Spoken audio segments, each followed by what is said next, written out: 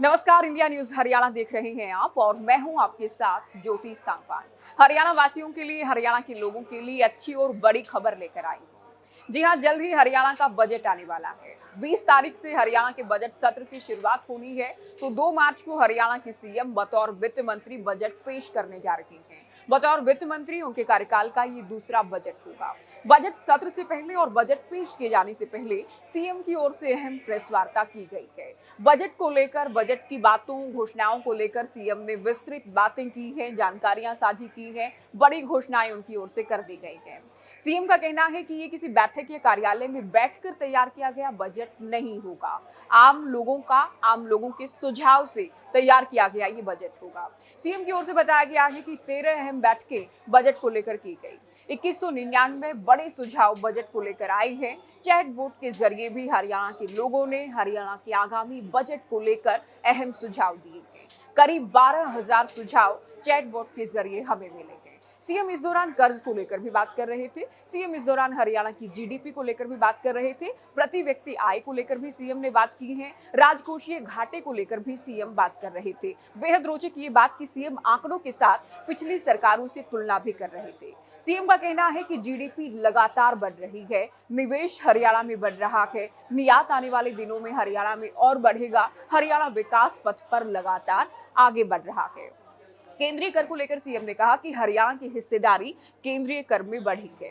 राजकोषीय घाटा लगातार कम कर रहे हैं, लगातार घट रहा है। पिछली सरकारों के दौरान वित्तीय प्रबंधन बेहद खराब था। सीएम का कहना है कि राजकोष के हाल बेहाल थे। पिछली सरकारों के दौरान हमने सुधार लाने का काम किया है। हमने हर एक बजट में जो जो घोषणाएं की हैं, उनको प्रतिबद्धता से पूरा करने का काम किया है। सीएम संकल्प पत्र को लेकर भी इस दौरान बेहद अहम चर्चा कर रहे थे। सीएम ने जानकारी दी कि 60 के करीब संकल्प पूरे हो गए थे, 120 पर काम चल रहा है। सीएम ने विपक्षी दलों को भी निशाने पर लिया और कहा कि हम संकल्प को बेहद गंभीरता से लेते हुए उसे पूरा करना अपनी प्रतिबद्धता मानते हैं। लेकिन पिछली सरकारें, जो जो पार्टियां रही, विरोधी दल, विपक्षी दल, जब जब सत्ता में होते थे, संकल्पों पर काम नहीं करते थे। उन्हें लगता था कि जनता संकल्प, घोषणाएं या घोषणा पत्र या वादे भूल जाती है, लेकिन जनता बेवकूफ नहीं है। ये तमाम बातें सीएम की ओर से की गई। सीएम ने इस दौरान विरोधी दलों को निशाने पर लिया, उन तमाम मुद्दों को लेकर जिन्हें लेकर वो सरकार को घेरते हैं। सीएम की ओर से कहा गया कि विपक्ष के पास कुछ कहने सुनने को बचा नहीं है। अलग अलग मुद्दों पर, अलग अलग समय पर जनता को गुमराह करने का प्रयास करता है, मुद्दे भुनाने का, कोरी सियासत करने का काम करता है। सीएम लाडू लक्ष्मी योजना को लेकर भी बात कर रहे थे, जब वो संकल्प को लेकर बात कर रहे थे कि लाडो लक्ष्मी योजना का हमने वादा किया। पड़ोस के राज्यों में आप देख लीजिए, जहां जहां बेटियों को लेकर, लाडो को लेकर जो वादे किए गए, क्या उन्हें पूरा किया गया? लेकिन हमने अपने पहले ही बजट में 5,000 करोड़ रुपए रखे लाडो लक्ष्मी योजना को लेकर, और हम हरियाणा की बेटियों, हरियाणा की लाडों के खातों में वो पैसे पहुंचा रहे हैं। हम वो वादा पूरा कर रहे हैं। तो अलग अलग वो वादे जो संकल्प पत्र में किए गए, जो अहम थे, हमने प्राथमिकता के आधार पर प्रतिबद्धता के साथ उन्हें पूरा करने का प्रयास किया गया। कुछ पूरे हो गए हैं, कुछ पाइपलाइन में हैं, कुछ के लिए हमारा रोड मैप, हमारा विजन तैयार है। साथ ही सीएम का कहना है कि विकसित हरियाणा की झलक भी हरियाणा के आगामी बजट में नजर आएगी। तो सीएम ने देखिए बजट को लेकर जो बैठक हुई, जो सुझाव आए हैं, किस तरह से तमाम वर्गों का इस बार भी ध्यान रखा जाएगा, ये बताया है। साथ ही जो संकल्प पत्र में बड़ी बातें थी, रोजगार को लेकर भी अच्छा वो बात कर रहे थे। सीएम की ओर से कहा गया कि जो हमने कहा गया कि ओथ लेने से पहले हरियाणा के युवाओं को ज्वाइनिंग लेटर देंगे, वो हमने शुरुआत में ही करके दिखाया। पहली बैठक हुई, पहली कलम के साथ हमने बड़े बड़े वो संकल्प पूरे किए, जिन्हें जनता से करके हम सत्ता में आए थे। जो संकल्प लेकर, जो वादे करके हम सत्ता में आए थे, उन पर हमने बड़ी गंभीरता और प्राथमिकता से काम किया है। तो ये थी बात थी सीएम की प्रेस वार्ता की। ये बात थी सीएम की ओर से जो बड़ी जानकारियां दी गई। ये बात थी जो सीएम की ओर से दावे किए गए हैं, आंकड़ों के साथ किस तरह से विरोधियों को घेरा गया है। लेकिन दूसरी ओर विपक्ष की आप बात करें, नेता प्रतिपक्ष भूपेंद्र हुड्डा लगातार सरकार को घेर रहे हैं। अलग अलग मुद्दों को लेकर भी कि हम सत्र में किन किन मुद्दों को लेकर, काम रोको प्रस्ताव से लेकर ध्यान आकर्षण प्रस्ताव, या किन किन मुद्दों को लेकर अहम प्रश्न हम लगाने वाले हैं, ये जानकारियां भी उनकी ओर से दी गई हैं। साथ ही कर्ज को लेकर तो आप देख रहे होंगे कि बार बार नेता प्रतिपक्ष भूपेंद्र हुड्डा सरकार को घेरते हैं।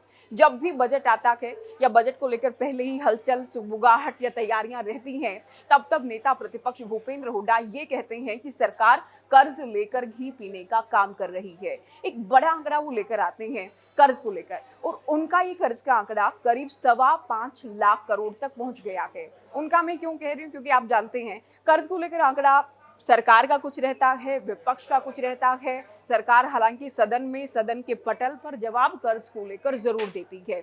तो भूपेंद्र हुड्डा का कहना है कि हरियाणा गठन से लेकर 2014 तक 70,000 करोड़ का ही हरियाणा पर कर्ज था, लेकिन बीजेपी सरकार ने 2014 के बाद अब तक कर्ज को ऐतिहासिक रूप से बढ़ाने का काम किया है। वो 5.25 लाख करोड़ कह रही हैं। हालांकि उनके 70,000 करोड़ जो वो सरकार से गए 2014 की हम बात करें, उसमें भी बिजली निगमों की देनदारियां अगर मिला लें तो करीब करीब 1 लाख करोड़ तक का भूपेंद्र हुड्डा मानते हैं कि कर्ज चलिए मान लीजिए हम छोड़ कर गए थे, लेकिन इसमें बहुत बड़ी वृद्धि हुई है। उधर बीजेपी की बात करें, सरकार की बात करें तो कहते हैं कि जो तय मानक है या सीमा है कर्ज लेने की, हरियाणा की बीजेपी सरकार ने उसे भी पूरा नहीं किया है। हम कम कर्ज ले रहे हैं। उधर विपक्ष का नेता प्रतिपक्ष का ये कहना है कि कर्ज ही बढ़ाने का काम किया जाएगा, कर्ज के ब्याज में बजट का एक बहुत बड़ा हिस्सा चला जाएगा, रचनात्मक काम नहीं होंगे, विकास के लिए कुछ नहीं किया जाएगा। साथ ही भी कहा गया कि विपक्ष से देखिए सरकार एक ढकोसला तो करती है, दावा करती है कि हम तो सुझाव मांगते हैं, आप सुझाव नहीं देते, लेकिन भूपेंद्र हुड्डा का कहना है कि सुझाव केवल मांगे जाते हैं, उन्हें अमल में नहीं लाया जाता, बजट में शामिल नहीं किया जाता है। साथ ही सरकार का कहना यह भी है कि अभी जो बजट आने वाला है उसे लेकर भी विपक्ष को आमंत्रित किया गया था कि आप भी सुझाव दें, लेकिन विपक्ष उस चर्चा में भी शामिल नहीं हुआ। तो इनको न सुझाव देने हैं, न राय देनी है, न जनता को लेकर इनका कुछ कहना है, कोरी सियासत करनी है, बजट जब आएगा कोरी आलोचना करनी है। तो देखिए बेहद रोचक ये बजट अपने आप में रहने वाला है, क्योंकि दूसरा बजट है बतौर वित्त मंत्री जो नायब सिंह सैनी की ओर से पेश किया जाएगा।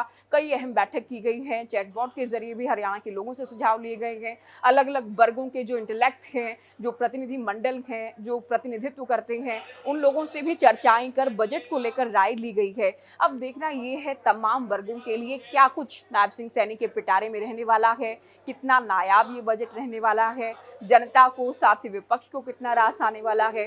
क्योंकि हम देखते हैं कोई भी पार्टी सत्ता में हो, कोई भी विपक्ष में हो, जब भी बजट आता है एक बड़ा डॉक्यूमेंट तैयार करने में समय लगता है, कई महीनों पहले बैठकों का दौर शुरू हो जाता है, आप भी लगातार देखते होंगे। लेकिन सरकार तारीफ करती है तो विपक्ष सिंगल लाइन में कह देता है कि बजट 0/0 है। कितना ही अच्छा है, कम अच्छा है, आप राय दे सकते हैं, आप थोड़ी आलोचना कर सकते हैं, लेकिन कोई भी पार्टी विपक्ष में हो सिरे से खारिज करती है बजट को। कर्ज को लेकर भी हर बार घिरा जाता है। सरकार कहती है हमने हर एक विभाग का बजट बढ़ाया है, मद को लेकर दावे तमाम किए जाते हैं। तो विपक्ष अपने अलग आंकड़ों के साथ होता है कि बजट घटाने का काम किया गया है। तो आंकड़ों की बाजीगरी, शब्दों का खेल हर एक बजट को लेकर देखा जाता है। इस बार के बजट में क्या खास है, हरियाणा वासियों के लिए क्या कुछ मिलने वाला है, क्योंकि सीएम की ओर से बड़े दावे किए गए हैं, सुझावों का जिक्र किया गया है, किन किन संकल्पों पर कितना काम हुआ है, कितने पाइपलाइन में है, तमाम बड़ी जानकारियां सीएम की ओर से दी गई हैं। अब हरियाणा वासी हैं, ये वीडियो आप देख रहे हैं, बजट को लेकर आपकी क्या उम्मीद है? सरकार के दावे, सीएम के दावे, विपक्ष के नेता प्रतिपक्ष के आरोप, उनको आप कैसे देख रहे हैं, ये भी आप कमेंट करके जरूर बताइएगा।